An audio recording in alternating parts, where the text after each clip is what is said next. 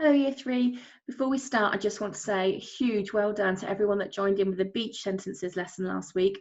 We had some fabulous work, and I know all your teachers are really proud of everything they received. People were typing, people were writing, however you want to do this, it's fantastic, so just keep going. As you can see, we're going to do a very similar lesson today, but this time we're not looking at the beach, we're going to have a look at the fun fair. So we're going to have a think about what we can see, what we might hear, and how we would feel if we were at the fun fair.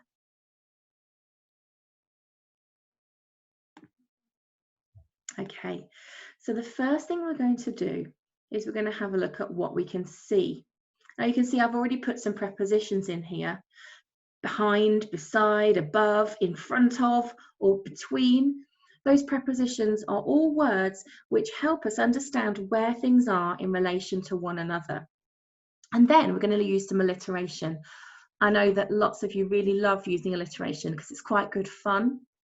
So when I had a look at the picture, the first thing I noticed was there were lots of flags. Flags begins with F. And now we need a string of words that we can use to describe those flags that all begin with the same sound. So we might use verbs, words like flying or flapping. We might use adjectives, words like funky or fabulous. And we could also use numbers to tell us how many there are. It doesn't matter if there aren't really this amount of flags. You don't need to count them. We could just use them to describe. So we might say something like this: 5 fabulous flags are flying high above the fair. We've got 5 fabulous flags are flying. We're using that alliteration. And I've also used the preposition above to tell you where the flags are. Now this is another one of those sentences where we can move parts of it around and it still makes sense. So you might take this section, which would be an adverbial phrase, high above the fair, and you could pop it at the front. Now, some of you will have spotted again that we need to change some of our punctuation if we're going to do this. So we need to start every sentence with a capital letter. High above the fair, 5 fabulous flags are flying. High above the fair needs a comma. And we definitely don't want a capital letter in the middle of our sentence. So I'll change that for a lowercase f. High above the fair, 5 fabulous flags are flying. Your turn. Have a look at the picture. Think of some prepositions, where things are.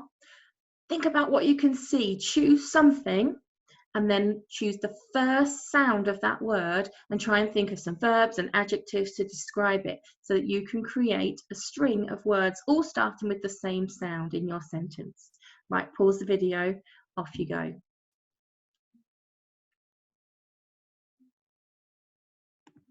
Okay, well done. Our next sentence is all about what you might hear. And for this sentence, we're going to try to use a conjunction. You can see in my example sentence, I've used the conjunction as. Giggles and screams fill the air as children enjoy the rides. But you could choose any conjunction you like. I've put a few examples here for you: and, so, but, because, as, if, when. I'm sure you can think of lots more.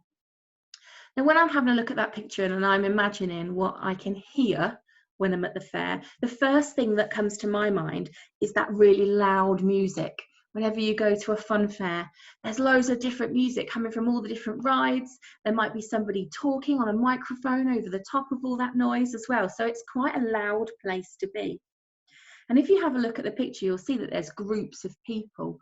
When I'm looking, I think that that's probably groups of teenagers. So I might start my sentence with: a group of teenagers are shouting. And they're having to shout to each other because the music is so loud. I'm going to use that conjunction, because. A group of teenagers are shouting to each other because, I'm going to say because loud music is booming from huge speakers. Full stop on the end of my sentence. A group of teenagers are shouting to each other because loud music is booming from huge speakers. I'd like you to stop now, pause the video, and have a think of some conjunctions that you might use. Think about what sounds you might hear at the fair and try and create an amazing sentence. If you wanted to, you could make yours even longer than mine, because I could have said, a group of teenagers are shouting to each other because the loud music is booming from huge speakers, and something else might be happening as well. So I could put an extra conjunction in there. See if you can do that. We're back in a couple of minutes.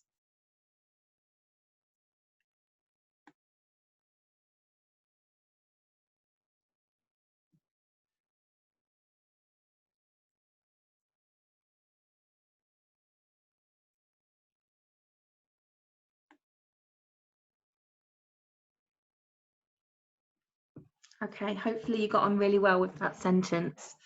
Now, the last one that we're going to do today is, how do you feel?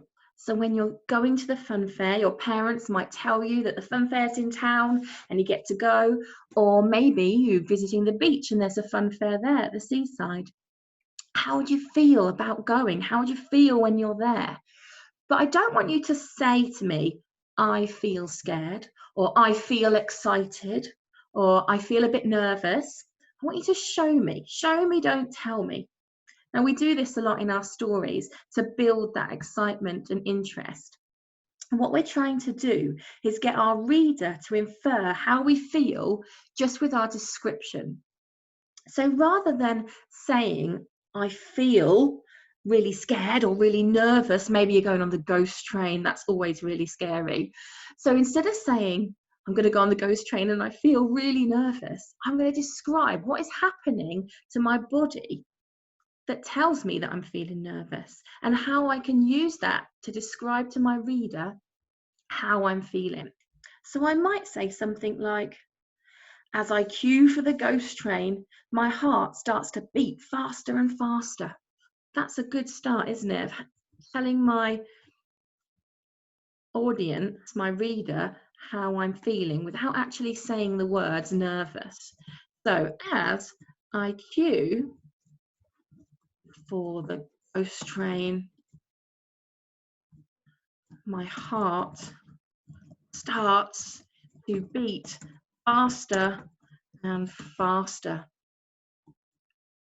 Already my heart's pounding. You could also say something like my pulse is racing, my heart was beating out of my chest, something like that. What else might happen to me? My legs might start to tremble, or they might start to feel weak. So I can add that in. My legs feel weak. And if I'm really feeling anxious or nervous about something, you get that really funny feeling in your tummy, like there's butterflies in your tummy.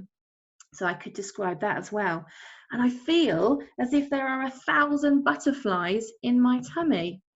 Let me write that down.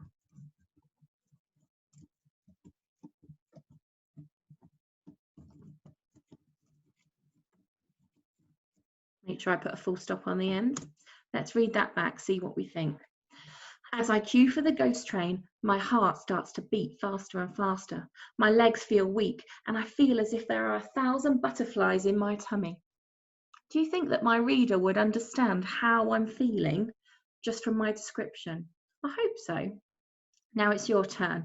So, how do you feel? Think about queuing for a ride, or maybe just entering the fun fair, or maybe just that time when your mum or dad or granny or somebody tells you that today you're going to the fun fair.